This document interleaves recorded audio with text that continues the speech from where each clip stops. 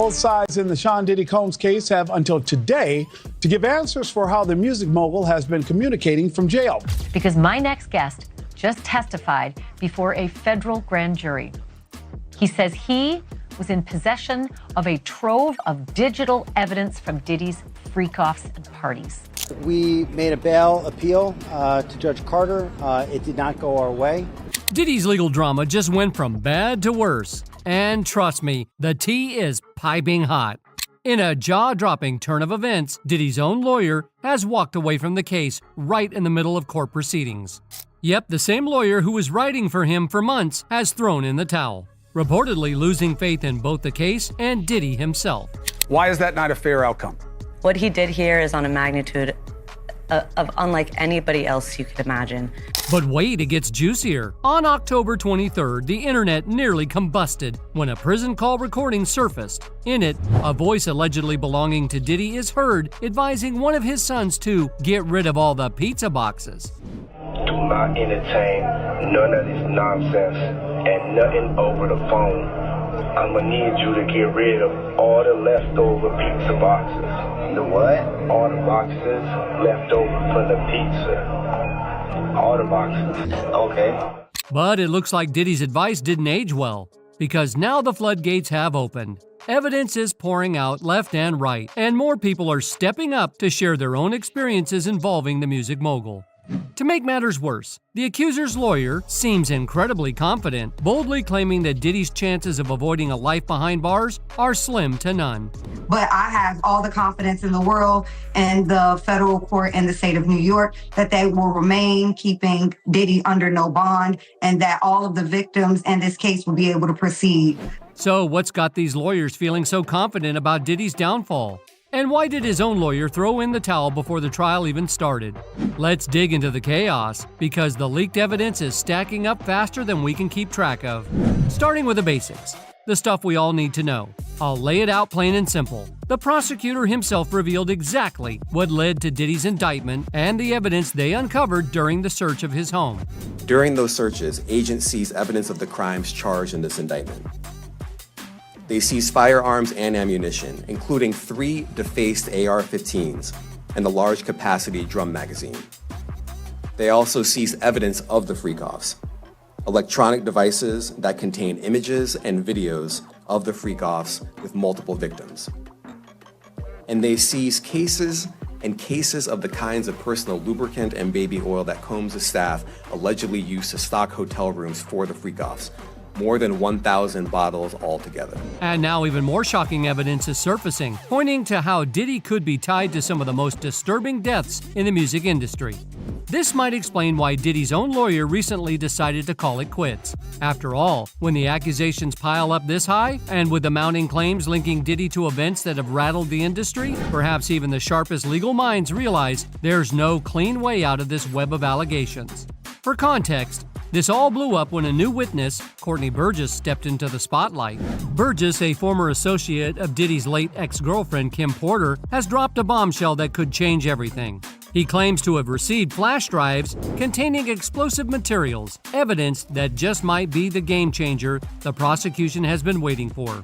According to Burgess, these flash drives contain the completed book that Kim Porter had promised would go public if anything ever happened to her. This isn't just a collection of notes or unfinished drafts. Burgess claims it's the full 54 pages of Kim's work, and it begins with a chilling message. The book starts with Kim's promise that if something were to happen to her, she wanted this book to be shared with the world. Mr. Burgess is delivering that truth. Mr. Burgess actually told me that he believed that the purpose of that gag order letter that was written by Mark Agnifilo on November 3rd was because Diddy knew that it was Courtney who was bringing this information. Now, for the past few months, some truly disturbing claims have resurfaced about the contents of Kim Porter's manuscript. If these revelations had come to light the day Kim passed away in November 2018, we might have learned the chilling details of what Diddy had been up to over the past 2 decades. One of the wildest claims in Kim's manuscript is downright jaw-dropping. She allegedly accuses Diddy of hitting her with a chair so hard that it landed her in the hospital. She even thought she might not make it out alive. But that's not all. While she was in the hospital, Diddy allegedly paid off the entire staff to keep quiet about the incident. And if you think that's bad, there's more. Kim also claims that during a yacht trip, things got so intense that Diddy broke her nose in a brutal attack. It was so severe they had to fly her to the nearest hospital to get it fixed. But the mistreatment didn't stop there. Kim reportedly described how Diddy controlled every aspect of her life. He allegedly wired her home, tapped her phone, and hired people to spy on her. And then sometimes when Kim lived on 70th something street, and I would go upstairs with Diddy, you could hear the shit in the hallway. And I would just shake my head when he come out or whatever, and Kim would be in the house. And it's always about where she was at or who she was dealing with. Things took a darker turn when Diddy sought full custody of their children. Feeling cornered, Kim supposedly threatened to expose everything, especially Diddy's deepest, darkest secrets, which, by the way, are seriously questionable. Freak-offs. The manuscript also dropped bombshells about Diddy's manipulative behavior, forcing Kim into degrading situations and controlling her to the point where she was emotionally shattered. We got a glimpse of this when Cassie filed her own lawsuit against Diddy, revealing years of mistreatment during their 11-year relationship. And it's not hard to believe Kim was the first to experience it. But the creepiest claim of all, Kim allegedly suggested that Diddy was somehow involved in the tragic deaths of Tupac Shakur and the Notorious B.I.G. She hinted that he orchestrated events to keep control over their legacies, making this whole situation even more twisted than anyone could have imagined. This explosive revelation gained major traction when retired LAPD Detective Greg Kading, the mastermind behind some of the most crucial investigations in hip-hop history, stepped forward. Known for his role in investigating the murders of Tupac Shakur and the Notorious B.I.G., Kading pulled back the curtain on the tumultuous music scene of the 1990s, offering an unfiltered account of the conflicts that ultimately shaped the genre. In a jaw-dropping interview, Kading revealed how Diddy may have been at the heart of the shady deals and covert betrayals that fueled the war of that era. Kading's investigation into the events surrounding Tupac's murder took a dark turn when he claimed that Diddy might have been the one to order the hit on Tupac. You're gonna need people that said, I was there when a financial transaction took place and it was very clear what that money was for. I was there when the agreement was made. I spoke with Puff about it and he told me that he'd hired these guys. Even Jaguar Wright has something to say about all of this. Tupac was the threat, which is why they got rid of him first. Biggie was symptomatic of that, because they needed Biggie to die to create the realness around the story of the East Coast West Coast battle. She also claimed that Diddy had access to substances that could trigger pneumonia and heart attack symptoms. According to her, this could connect him to several mysterious deaths in the music industry.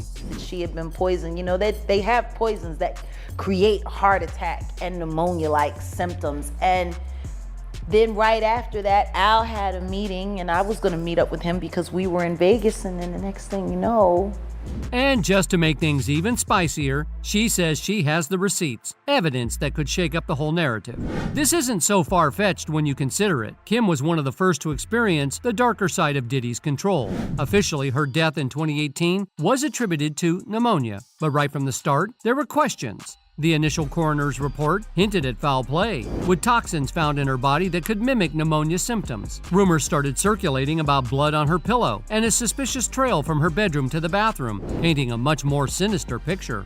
What made it even more chilling was the timeline. Kim reportedly made a 911 call at 2:43 a.m., but help didn't arrive until hours later when Kamora Lee Simmons found her around 11 a.m. That delay raised major red flags. Kim's family has been suspicious from the start. They've allegedly spoken with the FBI about pursuing a wrongful death lawsuit against Diddy, but investigators have reportedly urged them to stay silent to avoid compromising the case. Another instance we need to consider is none other than Kim Porter's ex, Al B. Sure. He reportedly faced a horrific ordeal, landing in a coma for 2 months. While he hasn't publicly disclosed the full story, reports hint that he was working on a tell-all book detailing the same freak-off lifestyle we're now learning more about. Kim is dead. Heavy D is dead. Andre Harrell is dead. The only two left are Puffy and Al almost died. Isn't that interesting? So why does it all come to a head now? Why now? Why? Because he's the acceptable monster at this time, like R. Kelly was the last time I sat on this couch. Just as mentioned, Al B. Sure's situation has an eerie resemblance to that of Andre Harrell, another key figure in the music industry. Andre was reportedly working on a manuscript that aimed to expose the industry's darkest secrets, including how powerful figures allegedly use substances and manipulation to control and silence others. He was also set to reveal how Diddy, with Clive Davis's help, replaced him as an industry heavyweight. Tragically, before he could release these revelations, Andre was found dead. Before we left Andre Harrell's house, Puff told me I didn't have to go. I knew that somebody was gonna die that night. Another death in the world of music today. The founder of Uptown Records passed. Andre Harrell died late Thursday at his home in California. Harrell gave rapper Sean Puff Daddy Combs his first big break. And let's not forget Jamie Foxx. Recently, his name has been added to this grim list of connections. Jamie had a famously close friendship with Diddy, so close that Diddy let him record some of the freak show activities. Yo, Puff, yo, you gotta let me film this, the whole thing. We need to document this, Playboy. He was like, yo, let him through. And I'm like, all right, I'm through. However, last year, Jamie experienced a mysterious health scare after reportedly sharing disturbing details about events tied to Diddy. Falling into a coma, his story seems to follow the same troubling pattern of those who got too close to the truth. Last month, Choke No Joke dropped a bombshell during an interview with Comedy Hype. He shared his first-hand account of attending 2 of Jamie Foxx's shows in Atlanta and revealed some jaw-dropping details. According to Choke, during the tapings, Jamie directly stated Diddy was responsible for what happened to him. But Jamie Foxx states in the special that Diddy was responsible for what happened to him, and he is the one that called the FBI on him. But wait, there's more. In another jaw-dropping twist, celebrity security guard Big Homie CC took things even further. Echoing the earlier revelations by Choke No Joke, Big Homie also claimed that Jamie directly accused Diddy of poisoning him. The security guard even added that Jamie reported these chilling suspicions to the FBI. What are some of the things that you heard behind the scenes that were going on before this indictment actually dropped? Well, I know he poisoned Jamie Foxx, and Jamie Foxx reported him to the FBI because of it. I know that's a fact. We're talking about when, what was it, a year or 2 ago or so, when Jamie Foxx got real sick and everybody said he had a stroke. Yes. We're talking about that, or talking about something different? At this point, it's becoming harder to dismiss the possibility that Diddy might be tied to some of the industry's most suspicious deaths. According to the feds, they might even be gearing up to include these allegations in their growing case. Looking back, there's a haunting pattern. Many celebrities tied to Diddy have met untimely ends through drowning, poisoning, or mysterious illnesses like pneumonia. Take Aaron Carter, for instance, a name that's now being whispered in this dark narrative. Known for his turbulent life and substance struggles, Aaron had ties to Diddy early in his career. Some speculate that Aaron might have been one of Diddy's first victims. Chillingly, just before his death, Aaron made cryptic claims, suggesting someone was after him. Many now wonder if those ominous warnings pointed directly to Diddy. And no one said anything. Silence breaker for my brother, who is and they're after my life. My whole family is after my life, and they're setting me up. And Sony Records owes me $3.5 million, and they don't want to pay me, and it would be in their better interest, just like Michael told me. They owe me money, and they're trying to off. And I'm begging you, and I'm pleading you, help me raise $100,000 as soon as I can so I can move to an undisclosed location where I am safe. They had cops come and check for a rope in my garage, saying I wanted to hang myself. Interestingly, the list of celebrities who mysteriously died from drowning, often reportedly linked to overdoses, is longer than you might think. Whitney Houston and her daughter, Bobby Christina, are among the most high-profile cases. Then there's Matthew Perry, who tragically passed away in his hot tub, and Stephen Twitch Boss, whose death in a hotel also raised eyebrows. Another story that's definitely worth revisiting is that of Biggie Smalls, or the notorious B.I.G. Nearly 3 decades after his tragic death, many still question if Diddy played a role in Biggie's passing. The speculation has raised concerns about Diddy's possible involvement in the aftermath, including efforts to hide crucial evidence. Biggie Smalls, born Christopher Wallace, was tragically taken from the world in March 1997 in Los Angeles, just months after Tupac Shakur's death in 1996. Both rappers still hold a special place in the hearts of fans, and their untimely deaths continue to be deeply felt. Fast forward to the investigations into their deaths, and things take a twist with a link to Diddy. In 2009, Greg Kading, the former LAPD detective investigating Biggie's murder, interviewed Keefe D, the same man who was with the shooter the night Tupac died. Oh, and Keefe D is also the one who claimed Diddy was behind the hit on Tupac. Diddy is part of it. Diddy paid $1 million. I think it just makes for a good story. New court discoveries in the Tupac Shakur murder case.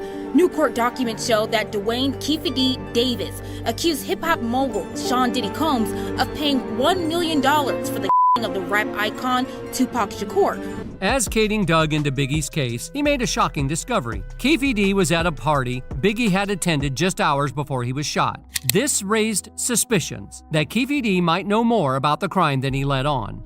The plot thickened when Valletta Wallace, Biggie's mother, filed a $500 million lawsuit against the LAPD, accusing them of hiding the truth about her son's death. This legal move prompted the reopening of the investigation in 2006, with Greg Kading back on the case. And that's when things got even juicier. Kading uncovered a wealth of new evidence that could finally uncover the dark truth behind Biggie's murder. Now, since Greg Kading had retired from the LAPD, he could only share what he knew with the feds. He spilled the tea on Diddy, revealing how the mogul was allegedly profiting off Biggie and even hinted that Biggie was planning to leave Bad Boy Records just weeks before his untimely death. Even Diddy's former bodyguard, Gene Deal, revealed the same shocking details. Deal got a rare look at Biggie's contract when he was tasked with holding Diddy's briefcase during a flight. What he saw was eye-opening. Biggie was making $250,000 per installment, while Diddy kept control of the publishing rights. In a jaw-dropping interview on DJ Vlad's blog, Gene Deal went even further, claiming that Biggie was on the verge of signing a massive deal worth over $60 million right before his death. I said, yo, Big, somebody gonna try to come kill us tonight. And Lil C's, who I hadn't seen all week, Lil C says, Gene, go ahead on with that cop shit. I said, I know one thing, you better get you a GED.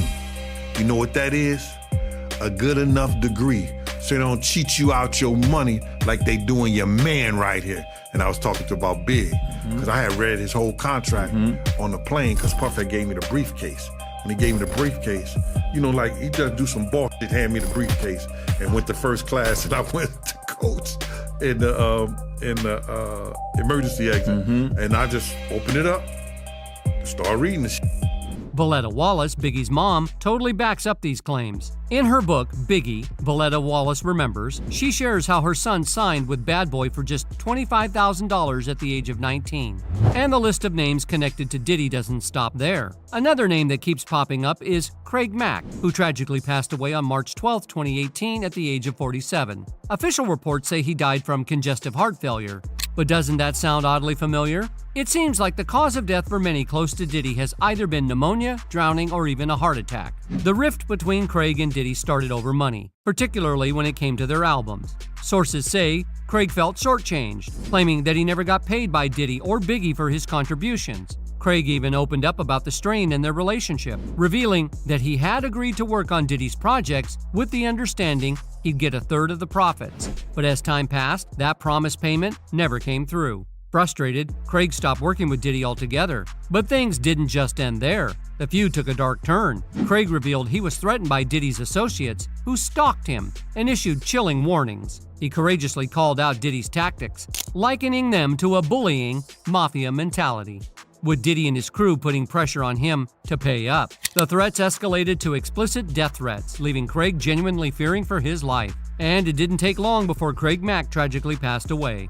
This eerie pattern has many people raising their eyebrows. Could Diddy somehow be linked to these untimely deaths? Some are starting to think it's more than just a coincidence. When you add this to the chilling claims about Diddy's alleged ability to silence or manipulate people through dark methods, it's easy to see why folks are connecting the dots. And just when you thought things couldn't get any more intense, Mark Agnifilo, one of Diddy's top defense attorneys, is seen leaving the courtroom at a crucial point in his legal battle.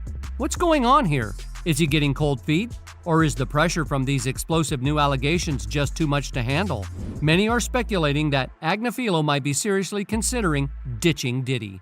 Mark Agnifilo is a big deal in the world of criminal defense with over 30 years of experience. He's not just your average lawyer. This guy's got some serious street cred. He earned his bachelor's in philosophy and political science from Connecticut College back in '86, and then went on to graduate from Brooklyn Law School in 1990.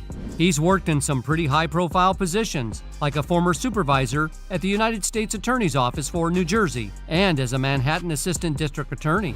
Over the years, Mark has handled over 200 major cases, ranging from securities fraud to political corruption and even international arms dealing. He's even worked in countries like Italy, Switzerland, and Romania, tackling some seriously high-stakes criminal matters. So when you hear that he quit Diddy's case, that's a big red flag. With his background, he doesn't just walk away from anything unless there's something huge at play. And according to these explosive claims, one of the reasons Diddy's legal team might be stepping back is the mounting evidence that Courtney Burgess is reportedly ready to unleash. The pressure is building, and it seems Burgess is holding cards that could change everything. Beyond Kim Porter's actual manuscript, Burgess has alleged possession of 11 flash drives packed with shocking content. These drives supposedly contain recordings involving 8 different celebrities, 6 men and 2 women. And here's where things take a darker turn. Burgess claims that 2 of the 3 individuals in the footage were minors at the time.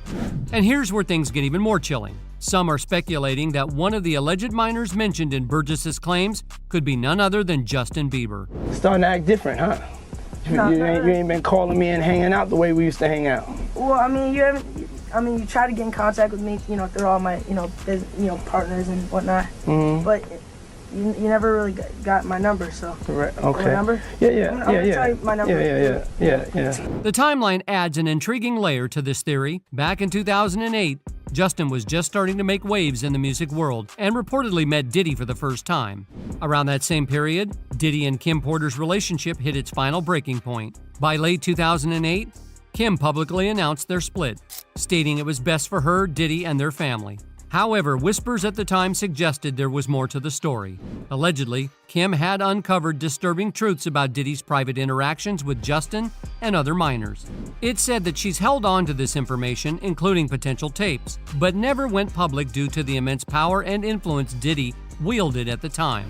And if you're curious about what Justin went through at the hands of Diddy, drop a comment below if you want us to dive deeper into it. In the meantime, what are your thoughts on all of this? Do you think Diddy has a shot at bouncing back from everything? Let us know in the comments.